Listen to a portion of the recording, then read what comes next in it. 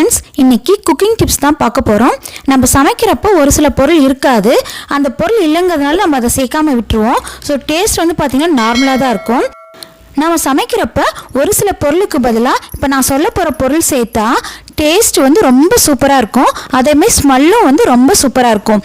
அது என்னன்னு இப்போ வரிசையாக பார்க்கலாம் வாங்க ஃப்ரெண்ட்ஸ். Tips number 1.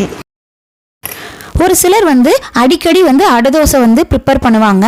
அப்போ அடைக்கு வந்து ஊற போடுறப்ப துவரம்பருப்பு வந்து கண்டிப்பாக யூஸ் பண்ணுவாங்க. ஆனால் வந்து பார்த்திங்கன்னா துவரம்பருப்பு வந்து கேஸ் ப்ராப்ளத்தை வந்து க்ரியேட் பண்ணும். ஸோ அதனால் வந்து துவரம்பருப்புக்கு பதிலாக வந்து நம்ம வந்து கொல்லை வந்து ஊற போட்டு அடை செஞ்சால் டேஸ்ட் வந்து ரொம்ப சூப்பராக இருக்கும். நம்மளுக்கு இந்த கேஸ் ப்ராப்ளமும் இருக்காது. Tips number 2. பச்சை கொத்தமல்லி தழை துவையல் அரைக்கிறப்ப மிளகாய் வந்து கண்டிப்பாக சேர்த்துவாங்க. மிளகாய்க்கு பதிலாக மிளகை வந்து நல்லா வறுத்து அதை வந்து நல்லா அரைச்சி அதில் சேர்த்துட்டோன்னா நம்மளுக்கு வந்து டேஸ்ட்டும் சரி ஸ்மெல்லும் சரி ரொம்ப சூப்பராக இருக்கும். ட்ரை பண்ணி பாருங்கள். Tips number 3. பஜ்ஜிக்கு வந்து காரம் வந்து அதிகமாக விரும்பாதவங்க கொஞ்சம் வந்து காரம் கம்மியாக தான் சேர்த்துவாங்க. சப்போஸ் குழந்தைங்களுக்குலாம் நம்ம வந்து ப்ரிப்பேர் பண்ணி கொடுக்குறப்ப கண்டிப்பாக வந்து காரம் கம்மியாக தான் சேர்த்துவோம். அதுக்கு பதிலாக வந்து உப்பு ஓமம் இது ரெண்டையும் சேர்த்து நல்லா மிக்ஸ் பண்ணி பஜ்ஜியில் போட்டு கொடுத்தா டேஸ்ட் வந்து ரொம்ப சூப்பராக இருக்கும். குழந்தைங்களும் வந்து நல்லா விரும்பி சாப்பிடுவாங்க. Tips number 4. நம்ம சமைக்கிறப்ப தேங்காய் தேவைப்படுறப்ப அதை உடச்சி அதில் இருக்க பருப்பு மட்டும் தான் யூஸ் பண்ணுவோம். அந்த தண்ணியை வந்து நம்ம வேணான்னு சொல்லிட்டு கீழே ஊற்றிடுவோம். அந்த தண்ணியை வந்து ரசத்துக்கு வந்து நம்ம தண்ணியை வந்து கம்மியாக சேர்த்துட்டு அந்த தேங்காய் தண்ணியை வந்து அதில் ஆட் பண்ணி சமைச்சா ரசம் வந்து ரொம்ப டேஸ்ட் வந்து சூப்பராக இருக்கும். ட்ரை பண்ணி பாருங்கள் ஃப்ரெண்ட்ஸ். Tips number 5. நம்ம பருப்பு துவையல் பண்ணுறப்ப கண்டிப்பாக வந்து தேங்காய் ஆட் பண்ணுவோம். சப்போஸ் தேங்காய் இல்லைன்னா ஒரு 2-3 பூண்டை வந்து நல்லா அரைச்சி அதில் அந்த துவையலோடு ஆட் பண்ணோன்னா டேஸ்ட் வந்து ரொம்ப சூப்பராக இருக்கும். வாசமும் நல்லா கமகமன்னு இருக்கும். Tips number 6. கருவேப்பிலை துவையலுக்கு வந்து உளுத்தம் பருப்பை வந்து நம்ம தாளிச்சு கட்டுவோம். அதுக்கு பதிலாக நம்ம வந்து நிலக்கடலையை வந்து வறுத்து அதில் நம்ம துவையலுக்கு ஆட் பண்ணோன்னா கருவேப்பிலை துவையல் வந்து டேஸ்ட் வந்து ரொம்ப சூப்பராக இருக்கும். அதேமாதிரி வாசமும் ரொம்ப கமகமன் இருக்கும். Tips number 7. தோசைக்கு வந்து மாவு ப்ரிப்பேர் பண்ணோம். ஆனால் சப்போஸ் உளுந்து இல்லை அப்படின்னா 8 பங்கு அரிசிக்கு ஒரே 1 பங்கு வந்து ஜவ்வரிசியை வந்து ஆட் பண்ணி நல்லா அரைச்சிட்டு அதுக்கப்புறம் ஜவ்வரிசி வந்து பார்த்திங்கன்னா ஒரு 5 ஹவர்ஸ்க்கு முன்னாடியே வந்து நம்ம ஊற வச்சிடணும்.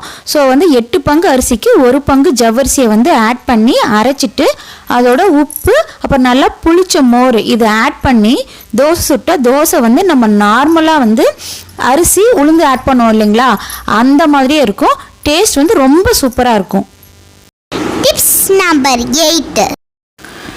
பஜ்ஜி காரா பூந்தியெல்லாம் நம்ம ப்ரிப்பேர் பண்ணுவோம் அடிக்கடி.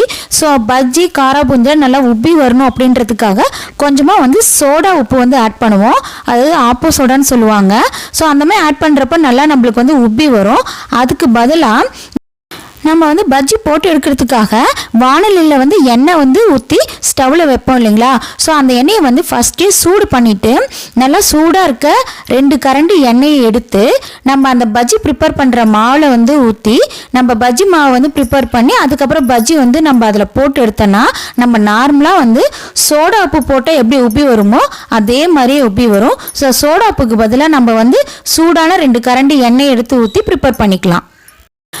இதே மாதிரி தான் காரா பூந்தி முறுக்கு இந்த மாதிரி ப்ரிப்பேர் பண்ணுறப்ப இந்த மாதிரி நம்ம ஃபாலோ பண்ணலாம். இந்த மாதிரி பண்ணுறப்ப எண்ணெயை வந்து அதிகமாக குடிக்காது. Tips number 9. நம்ம வந்து தோசை ப்ரிப்பேர் பண்ணுறப்ப மோஸ்ட்லி வந்து கடலெண்ணெய் தான் யூஸ் பண்ணுவோம். ஸோ கடலெண்ணெய்க்கு பதிலாக நல்லெண்ணெய் வந்து யூஸ் பண்ணோன்னா அது கொஞ்சமாக நல்லெண்ணெய் ஊற்றினா கூட நம்மளுக்கு வந்து நிறைய ஊற்றின மாதிரி இருக்கும். அதேமாதிரி தோசை கல்லுலேயும் வந்து பார்த்திங்கன்னா ஒட்டாமல் வரும். வாசமும் வந்து சூப்பராக இருக்கும். Tips number 10. நம்ம டெய்லி சமைக்கிறப்ப கண்டிப்பாக வந்து சாதம் குழம்பு ரசம் இதோட வந்து ஒரு பொரியலை வந்து நம்ம கண்டிப்பாக ப்ரிப்பேர் பண்ணுவோம். ஸோ அது வந்து வெண்டைக்காய் பொரியல் பீக்கங்காய் பொரியல் எந்த மாதிரி இருந்தாலும் அதுக்கு வந்து ஃபைனலாக வந்து டேஸ்ட் இன்க்ரீஸ் பண்ணுறதுக்காக தேங்காய் வந்து நம்ம துருவி போடுவோம்.